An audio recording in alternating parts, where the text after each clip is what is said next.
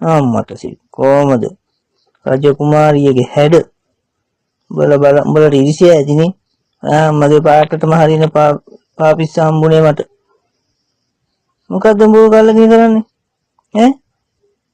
අකෝ මගේ පාඩුවේ මට ඉන්න දියා. මම ලස්සනට ඉන්න හැටි. එන්නේ නැහැ කිට්ටුවට.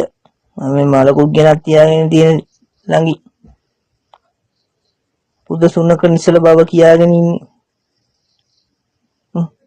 උඹගෙන් බේරෙන්න බෑ. පස්සාරෝ ගන්න ඕන. ඉන්දා ගන්න ඕන ටිංග. කදුම කියන්නේ?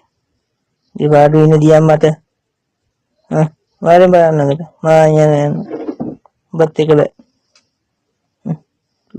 රිංග නිදහසේ ඉන්න හදනකොට ඉරිසියාව උඹලගේ.